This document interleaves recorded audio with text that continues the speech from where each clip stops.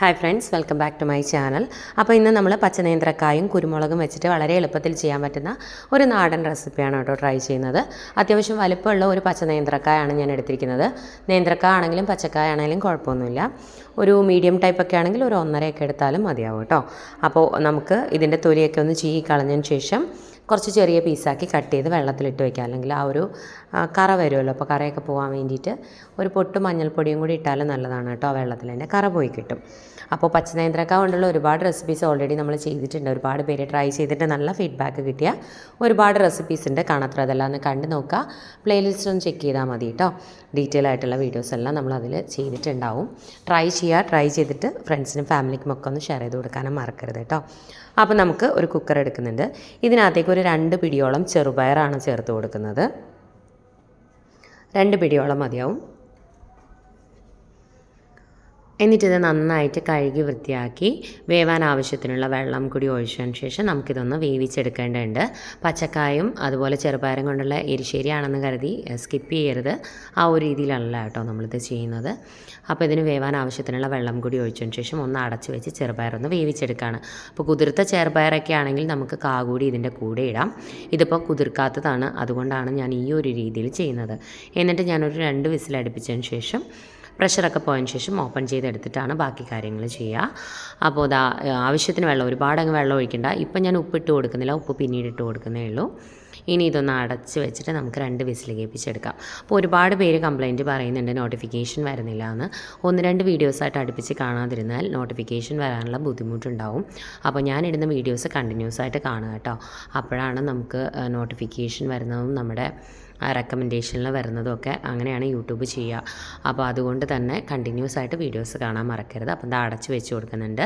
2 വിസിലാവട്ടെ. 2 വിസിലായതിന് ശേഷം നമുക്ക് ഓഫ് ചെയ്യാം. അപ്പോൾ ഉപ്പിട്ട് കൊടുത്താൽ പയർ വേവാനുള്ള ബുദ്ധിമുട്ടുണ്ടാവും. അതുകൊണ്ടാണ് കേട്ടോ ഉപ്പിട്ട് കൊടുക്കാത്തത്.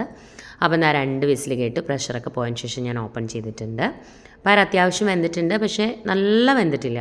ആ ഒരു കുഴയുന്ന പരുവൊന്നും ആയിട്ടില്ല, ജസ്റ്റ് ഒന്ന് വെന്തിട്ടുണ്ട്, അത്രയേ ഉള്ളൂ. ഇനി ഇതിനകത്തേക്ക് കട്ട് ചെയ്ത് വെച്ചിരിക്കുന്ന നമ്മുടെ പച്ചനേന്ത്രക്കായാണ് ഞാൻ ചേർത്ത് കൊടുക്കുന്നത്. ചെറിയ പീസാക്കി നമ്മുടെ ഒരുപാട് വലിയ പീസാക്കി ചേർത്ത് കൊടുക്കണം. അതുപോലെ തന്നെ മഞ്ഞൾപ്പൊടി ചേർക്കണം. ഒരു 1/4 ടീസ്പൂണോളം മഞ്ഞൾപ്പൊടി ചേർത്ത് കൊടുക്കുന്നുണ്ട്. ഇനി നമ്മളുടെ എരിവിനനുസരിച്ച് പച്ചമുളക് ചേർത്ത് കൊടുക്കാം. പച്ചമുളക് ചേർക്കുമ്പോൾ കുറച്ച് ചേർത്ത് കൊടുത്താൽ മതി, കാരണം നമ്മളിതിൽ കുരുമുളക് കൂടി ചേർക്കുന്നുണ്ട്. അതുകൊണ്ട് തന്നെ ഒരു പച്ചമുളക് ചേർത്തു. എന്നിട്ട് ഒരു 5-6 കുരുമുളക് ഒന്നും കൂടി ചേർത്ത് കൊടുക്കാം. ഒന്ന് ചതച്ചിട്ടിട്ട് കൊടുത്താൽ മതി, അല്ലെങ്കിൽ പൊടി ഇട്ട് കൊടുക്കാം. ഒരു 1/4 ടീസ്പൂണൊക്കെ കുരുമുളക് പൊടി ഇട്ട് കൊടുത്താൽ മതി. അതൊക്കെ നിങ്ങളുടെ ഇഷ്ടത്തിനനുസരിച്ച് ചെയ്യാം കേട്ടോ. എന്നിട്ട് ഇതൊന്ന് അടച്ച് വെച്ച് കൊടുക്കുന്നുണ്ട്. എന്നിട്ട് ഇതൊന്ന് അടച്ച് വെച്ചതിന് ശേഷം ഒരു ഒറ്റ വിസിലൊക്കെ മതിയാവും കേട്ടോ. പയർ ഓൾറെഡി വെന്തിട്ടുണ്ടല്ലോ, അങ്ങ് കുഴഞ്ഞു പോകാൻ പാടില്ല. അപ്പോൾ അടച്ച് വെച്ചു. പ്രഷറൊക്കെ പോയതിന് ശേഷം ഞാൻ ഓപ്പൺ ചെയ്തിട്ടുണ്ട്. വെള്ളം വേണം എന്നുണ്ടെങ്കിൽ മാത്രം ഒഴിച്ചു കൊടുത്താൽ മതി. ഇപ്പം അത്യാവശ്യം വെള്ളം ഉണ്ടായിരുന്നു, അതുകൊണ്ട് തന്നെ ഞാൻ ഒഴിച്ചിട്ടില്ല. എന്നിട്ട് ഇതുപോലെ കണ്ടോ, അങ്ങ് കുഴഞ്ഞു പോയിട്ടൊന്നുമില്ല. പയർ നന്നായി വെന്തു. നമ്മുടെ പച്ചക്കായും പച്ചനേന്ത്രക്ക നമ്മൾ കട്ട് ചെയ്തിട്ടത് കണ്ടോ, ഉടഞ്ഞൊന്നും പോയിട്ടില്ല, എന്നാൽ നന്നായി വന്നിട്ടുണ്ട്. ഇനി ഒരു തവി കൊണ്ട് നന്നായിട്ടൊന്ന് ഉടച്ചു കൊടുക്കുക. ഒരുപാടങ്ങ് കുഴച്ചെടുക്കേണ്ട, അത്യാവശ്യം ഒന്ന് ഉടച്ചു കൊടുക്കുക.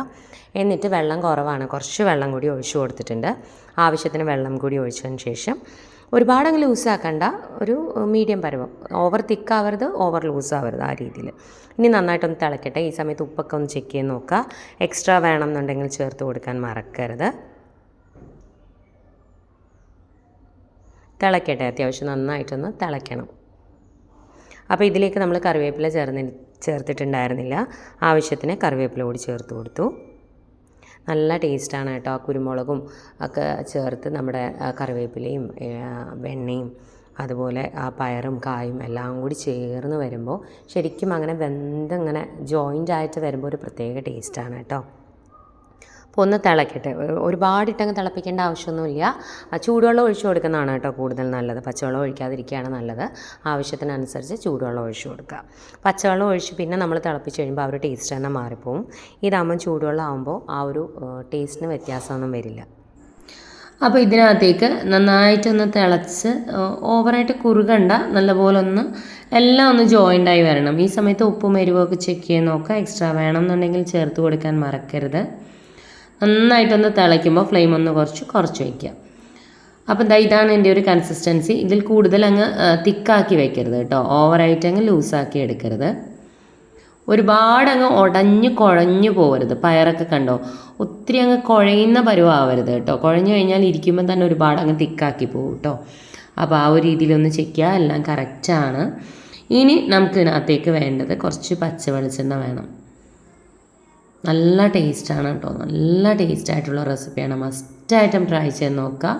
ഒരുപാട് ഇൻഗ്രീഡിയൻസ് ഒന്നും ഇല്ലാതെ പെട്ടെന്ന് ഉണ്ടാക്കിയെടുക്കാൻ പറ്റുന്ന എന്നാൽ വളരെ രുചികരമായിട്ടുള്ളൊരു കറിയാണ്.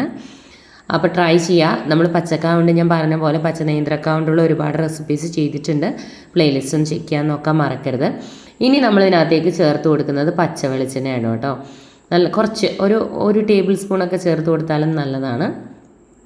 കുറച്ച് നന്നായിട്ട് പച്ച വെളിച്ചെണ്ണ ഒഴിച്ച് കൊടുത്തിട്ട് നന്നായിട്ടൊന്ന് ഇളക്കി കൊടുത്തിട്ട് ഫ്ലെയിം ഓഫ് ചെയ്ത് കൊടുക്കുക കേട്ടോ. ഇത്രയേ ഉള്ളൂ, സിമ്പിളാണ്. പക്ഷേ ആ എണ്ണ ലാസ്റ്റ് ഒഴിക്കാൻ മറക്കരുത്. അപ്പോൾ ഒന്നെങ്കിൽ പച്ച വെളിച്ചെണ്ണ ഒഴിച്ച് കൊടുക്കുക, അല്ലെങ്കിൽ കടുകും വറ്റൽമുളകും കറിവേപ്പില എല്ലാം കൂടി താളിച്ചിട്ട് കൊടുക്കുക. അപ്പോൾ സാധാരണ രീതിയിൽ പാലക്കാടൻ റെസിപ്പീസിൽ സാധാരണ കടുക് വറുത്തിടാറില്ല.